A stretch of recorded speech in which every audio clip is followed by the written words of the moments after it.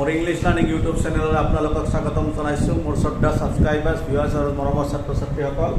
বৰ্ডত আপোনালোকে দেখিবলৈ পাইছে কিছুমান সেন্টেন্স এই সেন্টেন্স বিলাক ডিটাৰমিনাৰ্সৰ হয় অৰ্থাৎ HSLC ডিটারমিনার্স মই লিখি দিছো আপোনালোকক আজি মই HSLC ডিটারমিনার্স কিছুমান আপলোড দিব ওলাইছো মোর ইংলিশ লার্নিং यूट्यूब চেনেললৈ গতিকে চাই দেখিব ইয়াতে কোৱেশ্চন বিলাক লিখা আছে আৰু প্ৰত্যেকটো কোৱেশ্চনে অৰ্থাৎ প্ৰত্যেকটো সেন্টেন্সতে কি ডিটাৰমিনাৰ হয় মই আপোনালোকক এক্সপ্লেইন কৰি বুজাই দিম সো এয়া হল মই লিখি দিছো HSLC ডিটাৰমিনাৰ্স ওকে HSLC ডিটাৰমিনাৰ্স অৰ্থাৎ HSLC যিবিলাক ডিটাৰমিনাৰ সাধাৰণতে আহি থাকে পৰীক্ষা এই ডিটাৰমিনাৰ্স খিনি মই আজি আপলোড দিব ওলাইছো তাৰে কিছু অংশ so number 1 he has best friends who stand by him এই সেন্টেন্সটো নিশ্চয় লিখিবলৈ পাইছে he has best friends who stand by him অর্থাৎ মানে ইয়াৰ অপশন বিলাক হল few a few the few ইয়াৰ few a few the few কোনটো অপশন ইয়াতে হ'ব সেইটো আমি ডিসাইড কৰিব লাগিব আৰু তাৰ কাৰণে সেন্টেন্সটোৰ মিনিং বুজি পাব লাগিব অৰ্থাৎ he has best friends who stand by him এনেকুৱা কথা আমি সাধাৰণতে নেগেটিভ ওয়াৰ্ড ইউজ কৰো অৰ্থাৎ তেওঁৰ বেস্ট বন্ধু আছে যিবিলাক তেওঁৰ কাষত থিয় হয় বা তেওঁ সহায় কৰে গতিকে এনেকুৱা কথাত আমি সাধাৰণতে কি কওঁ যে তেওঁৰ সহায় কৰিবলৈ কোনো বন্ধুই নাই গতিকে প্ৰায় নাই বা নথকা অৰ্থত কাউন্টেবল প্লুৰেল নাউনৰ আগত আমি কি ব্যৱহাৰ কৰো ফিউ ব্যৱহাৰ কৰো গতিকে ইয়াৰ যেটো ৰাইট ডিটারমিনার হেতু কি হ'ব he has few friends who stand by him okay কি লিখিম he has few friends who stand by him অৰ্থাৎ তেওঁ সহায় কৰিবলৈ কোনো বন্ধুই নাই next did you have this difficulty in finding the house এই সেন্টেন্সটো আমি দুটা ডিটারমিনার ইউজ কৰিব পাৰো অৰ্থাৎ যদি অপশনত এনি থাকে মেনি থাকে আৰু মোৰ থাকে তেতিয়ালে এনি লিখিব আৰু কেতিয়াবা অপশনত কি এনি না থাকে মাছ থাকে তেতিয়া মাছ লিখিব সো এই did you have this difficulty in finding the house আৰু একেই টাইপৰ সেন্টেন্স কি আহিবল এই সেন্টেন্সটো আহিলে we found the house without this difficulty অৰ্থাৎ অপশন কিটা যদি ইয়াতে আপুনি পায় এনি পায় তেতিয়ালে এনি লিখি দিব এনি উইল বি প্ৰিফাৰ্ড আৰু যদি এনি না থাকে তেতিয়ালে দুটাতে মাছ লিখিব পাৰিব সো মই এনি লিখিলো এনি ডিফিকাল্টি লিখিলো যদি এনি অপশন না থাকে মাছ লিখিব যেনেকৈ ধৰক ইয়াতে এনি নাই গতিকে কি লিখিলো মাছ লিখিলো মাছ মোর মেনি তেনেকৈ অপশন আছে গতিকে we found the house without much difficulty লিখিছো সো দুটাই কারেক্ট হ'ব যেতিয়া এনি থাকিব তেতিয়া এনি প্ৰিফাৰেন্স পাব আৰু যদি এনি না থাকিব তেতিয়া মাছ লিখিব লাগিব Next, his brother is this university student. এটার বিশেষ কবলগিয়া নাই ইউনিভার্সিটি অর্থাৎ ইউনিভার্সিটি উচ্চারণ করতে কোনো ভাওয়েল সাউন্ড আহা নাই যার কারণে আমি কি লিখিব লাগিব এ লিখিব লাগিব so his brother is a university student again I appreciate them for this help they gave me অর্থাৎ মই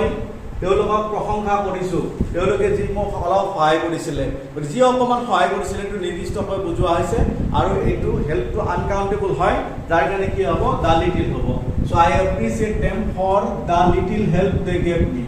so it will be the little okay নিশ্চয় বুজি পাইছে এবাৰ an umbrella is this useful thing যেনেকৈ ইউনিভাৰ্সিটি ঠিক তেনেকৈ useful আমি তেনেকৈ উচ্চাৰণ কৰো গতিকে an umbrella is a useful thing Again, have you this book to read? Yet question mark আছে আৰু ধৰক এটা অপশন কি আছে সাম আছে আৰু এনি আছে বা মেনি আছে যদি কি লিখিব লাগিব সাধাৰণতে কোৱেশ্চন বুজোৱা বা ইন্টাৰগেটিভ সেন্টেন্সত আমি এনি ব্যৱহাৰ কৰোঁ গতিকে it will be have you any book to read অৰ্থাৎ তোমাৰ পঢ়িবলৈ কিতাপ আছে নে Again, many guests were invited but only they stand up বহুত গেষ্টক বা বহুত গেষ্ট ইনভাইট কৰা হৈছিল কিন্তু কেইজন মানুহে উপস্থিত আছিল অনলি থাকিলে গতিকে এনেকুৱা যদি অনলি থাকে আৰু যেহেতু গেষ্টৰ কথা কৈছে গেষ্টবিলাক কাউন্টেবল নাউন হয় গতিকে এনেকুৱা ক্ষেত্ৰত আমি এ ফিউ ব্যৱহাৰ কৰোঁ অৰ্থাৎ মানে অলপ সংখ্যা বুজাবলৈ কাউন্টেবল অলপ সংখ্যা বুজাবলৈ এ ফিউ আমি ব্যৱহাৰ কৰোঁ গতিকে কি হ'ব many guests were invited but only a few turned up a few লিখিব লাগিব অৰ্থাৎ বহুত গেষ্ট বা অতিথিক নিমন্ত্ৰণ কৰা হৈছিলে কিন্তু কেইজন মানুহে উপস্থিত আছিল টাৰ্ণ আপ মানে উপস্থিত হোৱা this is this European lady I was talking about এই সেন্টেন্সটো দেখিবলৈ পাইছে এইগৰাকী ইউৰোপিয়ান লেডি মই যিজনীৰ বিষয়ে কৈ আছিলোঁ so I was talking about মই যিজনীৰ বিষয়ে কৈ আছিলোঁ গতিকে নিৰ্দিষ্টকৈ বুজাইছে সাধাৰণতে ইউৰোপিয়ান আগত আমি কি লিখো এই আৰ্টিকল লিখো কাৰণ ইউৰোপিয়ান ইউনিভাৰ্সিটি ইউজফুল এইবিলাক উচ্চাৰণ কৰোঁতে কেতিয়াও আমাৰ ভাৱেল সাউন্ড নাহে গতিকে U sound is not a vowel sound গতিকে ইহঁতৰ আগত আমি এ আৰ্টিকল ব্যৱহাৰ কৰোঁ কিন্তু ইয়াতে কি কৈছে যে এইগৰাকী ইউৰোপীয়ান লেডি যিগৰাকীৰ বিষয়ে মই কৈ আছিলোঁ গতিকে নিৰ্দিষ্টকৈ বুজালে তাৰ আগত কি আহিব দ্য আৰ্টিকল লিখিব লাগিব so' this is the European lady this is the European lady I was talking about next I can not give you this money ইয়াতে চাম আছে মেনি আছে এনি আছে গতিকে নিগেটিভ আৰু ইণ্টাৰগেটিভ বুজাইছে এনেকুৱা চেণ্টেন্সত আমি সদায় এনি ব্যৱহাৰ কৰোঁ যেনেকৈ ওপৰত লিখিছিলোঁ have you any book to read ঠিক তেনেকৈ I can not give you any money we found the house without much difficulty আগতে লিখিছোঁ next Sri Lanka is this island বুলি কোৱাৰ লগে লগে island I is a vowel sound গতিকে ভাৱেল চাউণ্ডৰে যেতিয়া কোনো এটা অনিৰ্দিষ্ট নাউন উচ্চাৰিত হ'ব তেতিয়া তাৰ আগত এন আৰ্টিকল লিখিব লাগিব so' it will be Sri Lanka is an island Sri Lanka এটা দ্বীপ হয় next dash of the boys was rewarded ইয়াতে আছে ইজ এভৰি আৰু চাম কিন্তু দেখা গ'ল ইয়াতে কি আছে ৱাজ আছে চ' ৱাজ মানে কি ইজ ছিংগুলাৰ ছাবজেক্টটোক ৰেফাৰ কৰিছে গতিকে চাম নহয় আৰু এভৰিও নহয় এনেকুৱা যদি of the days of the boys of the girls of the noun plural ফৰ্মত থাকে তেতিয়া তাক সাধাৰণতে আমি কি কৰোঁ ইটছ ডিটাৰমিনাৰ ইউজ কৰোঁ so' each of the boys was rewarded next he gave away dash money he had to the beggar অৰ্থাৎ তেওঁৰ যি অলপ টকা আছিল সেইখিনি কি ভিখাৰীক দি দিছিলে গতিকে যি অলপ আছিল তাক নিৰ্দিষ্টকৈ বুজাইছে তাৰ কাৰণে ইয়াৰ আগত দ্য লিটিল লিখিব লাগিব so' he gave away the little money he had to the beggar okay the little নিশ্চয় বুজি পাই আছে reading is this useful hobby আগৰ নিচিনা ইউজফুল থাকিলে গতিকে কি হ'ব is a useful hobby reading is a useful hobby next only dash of the candidates were suitable অৰ্থাৎ মাত্ৰ কেইজনমান কেণ্ডিডেটহে উপযুক্ত আছিলে গতিকে মাত্ৰ কেইজনমান এনেকুৱা অনলিৰ পিছত যদি আমাৰ সাধাৰণতে কি থাকে এনেকুৱা প্লুৰেল ফৰ্ম থাকে তেতিয়াহ'লে এ ফিউ লিখোঁ আৰু ছিংগুলাৰ থাকিলে এ লিটিল লিখিম so' only a few of the candidates ৱেৰ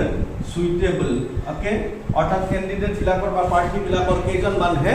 উপযুক্ত আছিল চ' নিশ্চয় বুজি পাইছে মই প্ৰত্যেকটো চেণ্টেন্সেই উইথ মিনিং আপোনালোকক বুজাবলৈ চেষ্টা কৰিছোঁ নেক্সট আছে they won the match without this difficulty ইয়াতে মাৰ্কছ আছে মেনি আছে মোৰ আছে গতিকে ডেফিনেটলি ডিফিকাল্টিটো আনকাউণ্টেবল ছিংগুলাৰ নাম গতিকে ইয়াত কি হ'ব সিহঁতে বহুত কষ্ট নকৰাকৈ খেলখন জিকিছিল that is why it will be they won the match without much difficulty এইটো কি লিখিব লাগিব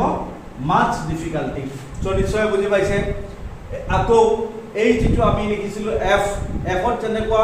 ইটছ লিখিছিলোঁ ঠিক ইটো কি লিখিব লাগিব ইটছ লিখিব লাগিব কাৰণ ইয়াৰ যিটো পেটাৰ্ণ এই চেণ্টেন্সৰ যিটো মানে structure dash of the boys ইয়াতে ঠিক আছে ঠিক তেনেকৈ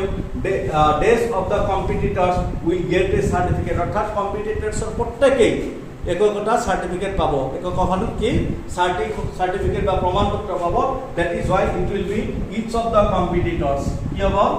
একেই নিয়মত each of the competitors will get a certificate Again, I don't expect this help from them. এইটো নিচিনা এফৰ নিচিনা বা চিৰ নিচিনা য'ত কি আছে নিগেটিভ কথা আছে নিগেটিভ বা ইণ্টাৰগেটিভ চেণ্টেন্সত এনেকুৱা অৰ্থ বুজাবলৈ আমি এনি ব্যৱহাৰ কৰোঁ so' I don't expect any help from them মই তেওঁলোকৰ পৰা কোনো সহায় নিবিচাৰোঁ বা আশা নকৰোঁ next my brother is this NCC cadet একেবাৰে চিম্পল NCC এন যিটো মানে লেটাৰটো প্ৰনাউন্স কৰোঁতে কি আহিছে এ চাউণ্ড আহিছে so' A is a vowel sound that is why আমি শ্বৰ্ট এপ্ৰিভিয়েশ্যন যেতিয়া ভাৱেল চাউণ্ডেৰে উচ্চাৰণ কৰোঁ তেতিয়া তাৰ আগত এন লিখিব লাগে so' it will be my brother is NCC cadet it will be NCC cadet again first read this books you have বহুত চিম্পল চেণ্টেন্স কিন্তু বহুত ডাঙৰ মিনিং সোমাই আছে অৰ্থাৎ কি লিখিব লাগিব ফাৰ্ষ্ট ৰিড প্ৰথমে পঢ়া দিছ বুকছ ইউ হেভ তোমাৰ যিখিনি কিতাপ আছে চ' তোমাৰ যিখিনি কিতাপ আছে নিৰ্দিষ্টকৈ থকা কিতাপখিনিক বুজাইছে আৰু সেইখিনি তুমি প্ৰথমে পঢ়ি লোৱা অ'কে তেনেকুৱা এটা কথা ইয়াতে বুজাইছে গতিকে এনেকৈ যি অলপ আছে তাৰ নিৰ্দিষ্টকৈ বুজাবলৈ প্লুৰেল নাউনত আমি দ্য ফিউ ব্যৱহাৰ কৰোঁ কি ব্যৱহাৰ কৰোঁ the few so' first read the few books you have the few books you have again you have with you গতিকে একে first read the few books you have with you তোমাৰ লগত যিখিনি কিতাপ আছে সেইখিনি তুমি পঢ়া এইবাৰ dash of the oranges were written এইবাৰ কিন্তু অলপ চাবলগীয়া কথা আছে যেনেকৈ dash of the boys was rewarded ঠিক তেনেকৈ dash of the competitors will gate, কিন্তু ইয়াতে ডেজ অফ দ্য অৰেঞ্জেছ উইৰ আছে, অৰ্থাৎ যিটো ভাৰ্ব আছে এই বিভাগটো কিন্তু কিহত আছে আপোনাৰ প্লুৰেল ফৰ্মত আছে। গতিকে এনেকুৱা যে প্লুৰেল ফৰ্মত থাকে ইয়াৰ অপশ্যনটোত কিন্তু ইটছ ব্যৱহাৰ কৰিব নোৱাৰিব, কাৰণ it's always signifies a singular number. গতিকে উইৰ যিহেতু আছে গতিকে প্লুৰেল সাবজেক্ট ইউজ কৰিব লাগিব। গতিকে many of the oranges were rotten, আৰু ইয়াতো হয়তো অপশ্যন কেইটা কি থাকিব, মেনি থাকিব, ইটছ থাকিব, এভৰি থাকিব, কিন্তু যিহেতু উইৰ আছে প্লুৰেল বিভাগ গতিকে মেনি লিখিব লাগিব। So' many of the oranges were written, it will be many. Next, Socrates gave this useful advice to his pupils, অৰ্থাৎ সক্ৰেটিছে তেওঁৰ ছাত্ৰ বা শিষ্যবিলাকক বহুত উপকাৰী উপদেশ দিছিল, বহুত উপকাৰী উপদেশ। So advice is an uncountable noun, that is why we will use much here. আমি কি ব্যৱহাৰ কৰিম, much ইউজ কৰিম। গতিকে কি হ'ব, Socrates gave much useful advice to his pupils, অৰ্থাৎ সক্ৰেটিছে তেওঁৰ শিষ্যসকলক বহুত উপকাৰী উপদেশ দিছিল।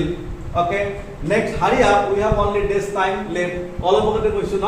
যে যেতিয়া অনলি থাকে, অনলিৰ পিছত যদি কাউন্টেবল প্লুৰেল নাউন থাকে তেতিয়া এ ফিউ লিখিব লাগে, আৰু অনলিৰ পিছত যেতিয়া আনকাউন্টেবল নাউন থাকিব তেতিয়া এ লিটিল লিখিব লাগে। গতিকে হাৰি আপ, জলদি কৰা বা তাড়াতাড়ি কৰা, we have only this time left, আমাৰ মাত্ৰ অলপ সময়হে বাকী আছে। So hurry up, we have only a little time left, LITTLE, a little time left. Again the last one, the workers decided to form this union. So word to ki union, যেনেকৈ useful, union, okay, university, এই word বিলাক উচ্চাৰণ কৰোঁতে আমাৰ যি sound আহে sound vowel sound নহয়, যাৰ কাৰণে ইয়াৰ লগত আমি ইনডিফিনিট আৰ্টিকল এই ইউজ কৰোঁ। So the workers decided to form a union. So more ছাত্ৰ ছাত্ৰীসকল নিশ্চয় আপোনালোকে দেখিবলৈ পাইছে HSLC ডিটাৰমিনাৰ্ছ, অৰ্থাৎ HSLC ডিটাৰমিনাৰ্ছৰ মই ভালেখিনি ডিটাৰমিনাৰ্ছ আপোনালোকক মোৰ মানে ইউটিউব চেনেলৰ জৰিয়তে আপলোড দিবলৈ ওলাইছোঁ। নিশ্চয় আপোনালোকে বুজি পাইছে, প্ৰত্যেকটো চেণ্টেঞ্চ মই আপোনালোকক বুজাই দিছোঁ। এইবাৰ ভিডিঅ'টো শেষ কৰাৰ আগতে চেণ্টেঞ্চকেইটা মই আকৌ আপোনালোকক মাতি দিছোঁ, নিশ্চয় আপোনালোকে ভালকৈ বুজি পাব। Number A, he has few friends who stand by him. Okay, did you have any difficulty in finding the house? His brother is a university student. I appreciate them for the little help they gave me. An umbrella is a useful thing. Have you any book to read? Many guests were invited, but only a few turned up. Again, this is the European lady I was talking about. I cannot give you any money. We found the house without much difficulty. We found the house without much difficulty. বা much না থাকিলে কি যদি any থাকে any লিখিম, we found the house without any difficulty. Again, Sri Lanka is an island. Each of the boys was rewarded. He gave away the little money he had to the beggar. Again, reading is a useful hobby. Next, only a few of the candidates were suitable. Again, they won the match without much difficulty. Again, each of the competitors will get a certificate. Next, if I don't expect any help from them, then my brother is an NCC cadet. First read the few books you have with you. Again, many of the oranges were written. Socrates gave much useful advice to his pupils. Hurry up, we have only a little time left. The workers decided to form a union. So মোৰ মৰমৰ ছাত্ৰ ছাত্ৰীসকল, নিশ্চয় ভিডিঅ'টোত যিখিনি determiners upload দিয়া হৈছে আপোনালোকে বুজি পাইছে। স্পষ্ট ভাষাত মানে আৰু স্পষ্ট কথাত মই আপোনালোকক বুজাই দিছোঁ। তাৰপিছতো কিবা যদি প্ৰব্লেম থাকে বা আপোনালোকৰ কুৱেশ্যন থাকে আপোনালোকে মোক সুধিব পাৰিব। চ' আজি ভিডিঅ'টো মই এইখিনিতে সমাপ্ত কৰিছোঁ। ধন্যবাদ।